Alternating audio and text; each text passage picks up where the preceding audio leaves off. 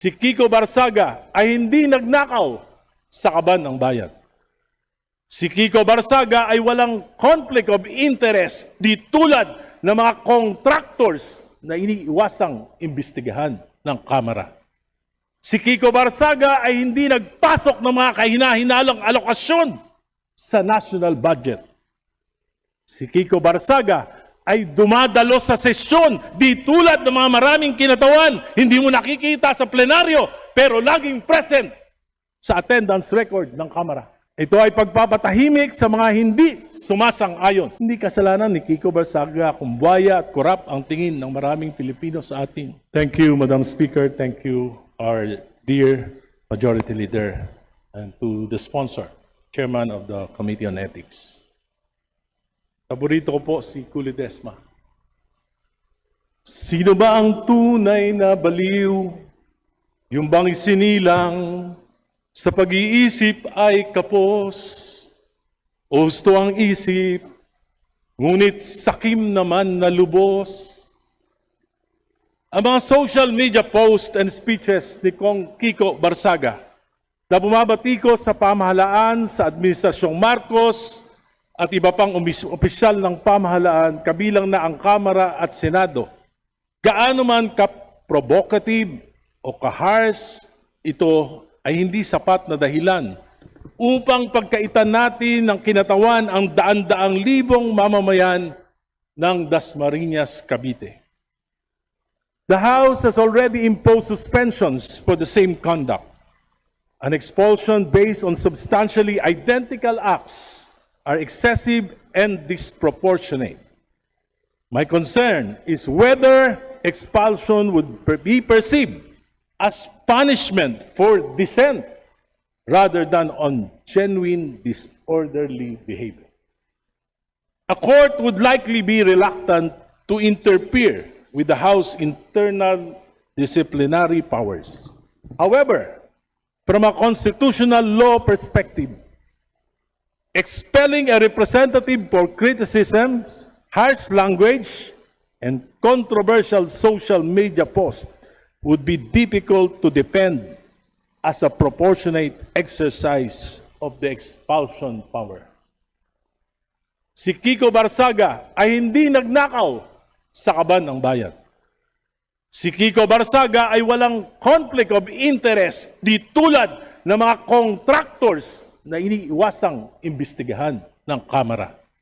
Si Kiko Barsaga ay hindi nagpasok ng mga kahina-hinalang alokasyon sa national budget. Si Kiko Barsaga ay dumadalo sa sesyon di tulad ng mga maraming kinatawan, hindi mo nakikita sa plenaryo, pero laging present sa attendance record ng Kamara. This is simply a tyranny of the supermajority to please those in power that were offended by Representative Kiko Barsaga. Ito ay pagpapatahimik sa mga hindi sumasang-ayon. Minsan, dumalo ako sa burol ng aking kamag-anak ng aking high school classmate. Pinakilala ko sa mga naroroon. Si Egay po, kaklase ko, congressman ng Caloocan. Hindi po buhaya yan. Matino yan. Napaisip ako. Nasabi ni Kiko Barsaga sa kanyang FB post, "This house is a crocodile farm." This is not just himself speaking. Actually, it is a reflection of what the people think and view us. Honorable Erice, have another minute. Sa South Lounge, sa Huntahan, hindi naman kinakaila, marami. Uusap-usap tayo. Ina-admit natin, hindi maganda ang tingin sa atin ng mamamayan after the flood control anomaly. Hindi kasalanan ni Kiko Barsaga kung buwaya at korap ang tingin ng maraming Pilipino sa atin. Hindi kasalanan ni Kiko kung mababa ang tingin sa Kongreso.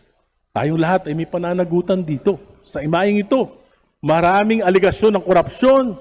Yung ombudsman mismo ang nagsasabi, there are a lot of contractors dito sa Kamara, pero bakit hindi natin ito iniimbestigahan? conflict of interest, anomalous budget and infrastructure, pork barrel, patronage politics using government funds, bundat ng mga political dynasties. Ngunit sa halip na linisin natin ang ating hanay at magbago sa ating mga gawi, pinili nating magalit, mainsulto at parusahan ng mga nagsasalita. Galit tayo, nasasaktan tayo sapagkat may kasabihan. Truth hurts. Kailangan pag-isipan natin itong mabuti. Bilog ang mundo. Papanalangin ko na huwag dumating na tayo ang magiging biktima ng kapangyarihan na ginagamit upang apihin ang malayang pagpapahayag. Ayon sa awit ni Alicia Keys, na ang title ay Karma. Karma. What goes around, comes around. What goes up, must come down. Mga ate, kuya, tatay, nanay, lolo o lola ni Kiko dito sa kamera. Ang bata, kung nagkakamali, alam ko, hindi gaanong normal yung mga gawi ni Kiko dito sa kamera. Pero minsan, yung bata, nakakatuwa. Pero yung mga matatanda na ayaw magbago, dapat, paalalahanin natin, dapat habang tumatanda tayo dito sa kamera, tumitino rin tayo. Salamat po.